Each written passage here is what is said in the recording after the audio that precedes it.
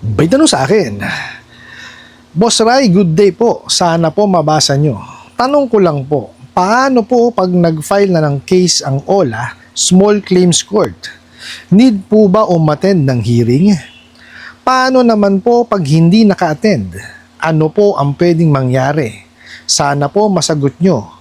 Marami po salamat and God bless you always. Alright, napakagandang mensahe po nito, pero bago ho natin sasagutin, imbitahan ko ho muna sana kayo na pakisuportahan po sana ang aking mga social media accounts sa YouTube, Facebook, and TikTok. Okay, dito po sa video natin ngayon, aalamin po natin na kung sakasakali po na makapagsampa ng kasong small claims sa small claims court itong mga bugo katabusadong online lending apps, at pag hindi inatinan, ano ba mangyayari? Okay, pero bago ho yan, disclaimer po muna, hindi po ako abogado, ako po'y maniningil. Lahat po na sinasabi natin sa ating mga video is based on my experience at syempre po sa ating pong pagsasaliksik at pagtatanong sa mga kaibigan po nating abogado. At isa pa po, hindi ko po kinukonsente ang hindi pagbabayad ng utang dahil ang utang ay responsibilidad at obligasyon na kailangan po nating bayaran. Ang hindi po ako pabor ay dun sa maling pamamaraan pautang at maling pamamaraan ng paniningil. Sagutin po natin yung pinadala niyo pong mensahe. So sabi niyo nga po, ang tanong niyo is kung paano kung mag-file ng kasong small claims sa small claims court, itong mga bugo katabusadong online lending apps, at hindi umattend ng hearing, ano bang mangyayari? Okay, ito po yan. So bago yan, muna, alamin po natin kung paano ba yung proseso ng small claims, ganito po yan, So, for example nga, kung hindi tayo nakabayad, so, kailangan gawin po muna nung lending, yung kanilang lahat ng effort. May exhaust nila lahat yung effort para masingil kayo. Ngayon, kung lahat po ng effort ginawa na nila, tapos hindi pa rin kayo nasisingil, so, kailangan mapadalang kayo ng demand letter, Tapos pagka napadalan, hindi pa rin po kayo tumalima, yan, kumbaga mangyayari diyan, meron na silang karapatan na mag-file ng kasong small claims sa small claims court. So kailangan muna mag-gather po nila lahat yung mga ebidensya na hindi nga ho kayo nakapagbayad. So pag nag-gather nila yun, pupunta sila sa sa small claims court, sa lower court po yan, At tapos magpa-file po sila ng kaso doon. Ngayon, kailangan mag-fill out sila ng statement of claim, After filling it out, tapos naipasa po yung mga ebidensya, magbabayad po yan ng filing fee. So pagka nakabayad na ng filing fee, ayan, susunod dyan is magpapadala na po ng ng summon. Okay? Ngayon, kailangan pagka napadala yung summon, kailangan yung kumbaga tumalima doon. Kasi yon, kailangan pumunta kayo kung saan sinampa yung yung kasong small claims. Nga po pala, isinasampa ho yan kung saan po naganap yung utang. Okay? Kasi syempre online, ang kung saan ho nag-uupisina yan, doon po isasampa yung small claims case. Okay po? For example, yung OLA is located po sa sa let's say Valenzuela, sa Valenzuela po nila ifa-file yun. Okay, tapos kung kayo naman po taga ibang lugar, kailangan yung pumunta ron. Okay, so ito po yung yung tanong nyo, kailangan po ninyong umattend. Kasi para po maipagtanggol nyo yung sarili ninyo, kumbaga maipresent nyo rin yung sarili nyo doon. Tsaka at least hagel kayo at ma-explain nyo sa korte, sa small claims court, kung bakit kayo hindi nakakabayad. Ngayon, in our case kasi, dito sa mga bugo katabusadong online lending apps, di ba, alam naman natin na nanghaharas yung mga yan, ito nga po pala, regardless kung ano yan, basta pautangan po, may nahiram kayo, may karapatan naman talaga silang mag-file ng small claims case sa small claims court. Kasi, right nila yun Kaya lang, ito po yan. Kasi kung nandun na kayo sa sa small claims court, kasi paghaharapin po muna kayo noon para kayong dalawa muna ang magkaroon ng kasunduan. Ngayon, for example, walang nangyaring kasunduan, tsaka huyan papasukan ni judge, So babasahin ni judge yung ebidensya, pinresenta nila, tsaka yung pinresenta mo. With regards sa mga bugo katabusadong online lending apps, alam po natin na abusado yung mga yan, nangaharas, di ba? Malaki interest rate. So, ipakita niyo yun. Okay? Ngayon, there's a chance, no, na pagkaano yan, na mababaliktad po sa kanila. Okay? Kasi, pag nakita ni judge yan na, oh, ba't hinaras mo to? Diba? Hindi makakapag-explain yun eh. Bakit ang laki ng interest rate? Ang laki ng kinaltas mo? Di po ba? So, ano yun, mangyayari doon, syempre, madadivert sa inyo yung ano. Well, depende ho kasi sa, yan, sa judge yan eh. Di po ba? Pero most probably yan, no, ano yan,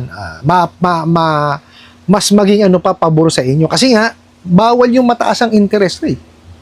Di po ba? Bawal po yung nanghaharas. O bawal din yung nagnanakaw ng na mga information. Bawal din po yung hindi ini-explain yung the Truth in Lending Act. So, ang dami na kagad na babalik sa kanila. Di po ba? Kaya, di ba, lagi kong sinasabi sa inyo, hindi ho magsasampa ng kasong small claims, small claims court. Okay? Kasi takot sila dun sa mga multo na ginagawa nila. Kaya po, pagka yan naghabla, no, ng kasong small claims, puntahan nyo, antenan nyo. Kasi definitely yan, malaki laban nyo, lalo kung yan ay sinamantala kayo. Di ba? Huwag nyong, huwag nyong alisin yung karapatan ninyo na kayo po, no, maipagtanggol yung sarili. Kasi, pag hindi nyo ho inatinan yan, mananalo sila by default. So, hindi nyo napagtanggol ang sarili ninyo. Hindi nyo naman ho kailangan ng abogado dyan. Okay?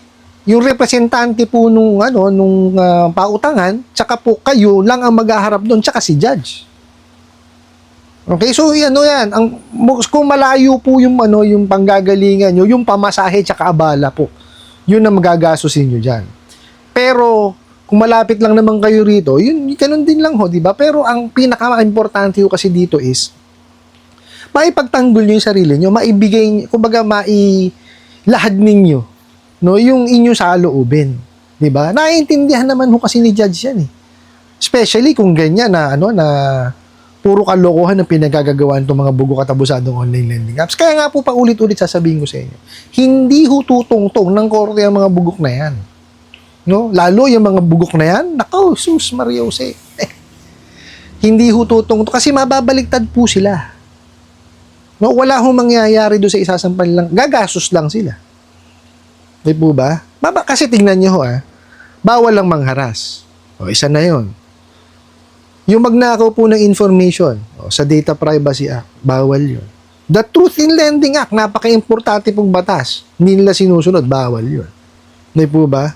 Tsaka po yung ceiling on interest rate, kung 10,000 pababa hinahiram nyo, hindi nila sinusunod, bawal din yun. False information, diba? So, napakarami yung kasong pwedeng sa kanila ibalik eh. Diba? Pag sinabi nyo lahat yan at pinakita nyo yung mga proof, abay, todas yan. Wala hong patutunguhan yung sinampa nilang kaso sa inyo. Kumbaga, mababaliktad ba? Sila ang gumawa ng paraan para sila matrap doon sa kasong sinampa nila. Diba? Baka sila pa ho magbayad sa inyo. Hindi ho natin masabi kasi nga depende ho kay judge yan. Pero most, yung maging desisyon dyan, pabor ho sa inyo. Di po ba? Kaya wag nyo kakatakutan po yung yung sinabi, sasampahan kayo ng small claims case, sige ka nyo, wala namang kamong problema. Kasi at least doon, may magme-mediate eh. Mandun po si judge eh. Wala silang, hindi nila kayo mahaharas. Hindi nila kayo maaabuso. Di ba? Kasi mayroong third party eh. Di po ba? Kaya wag nyo siyang katakutan. Kung may magsasampa man, puntahan nyo po. No? Dalhin nyo lahat yung inyong ebidensya na kayo winalang niya. Kung bugo katabusadong online lending apps po Ngayon, ito nga, kagaya ulitin ko, lahat po ng pautangan, may karapatan po magsampa ng small claims case ang small claims court. No? Kaya, kung ako sa inyo, kung kaya naman pag-usapan nyo na lamang, no? Para hindi na humaba, no? Pero kung magsasampa talaga sila ng kaso, wala naman ng problema, puntahan nyo po. Tingnan nyo. Diba? Kasi nadadaan naman ho sa sa usapan yan. Lalo nandiyan si judge. Diba? Magagawan ng paraan yan. Huwag niyo hong kumbaga ibaliwalain yung yung pagkakataon na maidepensa niyo po yung sarili niyo. Iba yun eh. Diba? Nandiyan na. Yes, ang masakit lang doon pagka yung lending or in our case yung bugo katabusadong online lending apps is sa Metro Manila, no, naka-base, at kayo taga-probinsya, kailangan nyo talagang pumunta dito sa Metro Manila para umattend. Pero, ang kagandahan ho doon, magkakaroon ho ng katapusan yan. Di po ba? Magkakaroon ng conclusion. Di ba? Hindi yung isip kayo ng isip kung paano nyo, di ba? At least doon po, madidesisyonan kaagad ni Judge yan kung ano yung nararapat. No? Kasi, ganun naman ho di ba? Ang mga judge po natin is, magbibigay lang naman po ng desisyon yan kung ano yung nararapat. So, kaya wag niyo pong katakutan. Ano po, I hope nasagot ko po itong katanungan na to at sana po'y makatulong. Maraming salamat po sa inyong walang sawang pagsuporta at panonood sa aking mga video.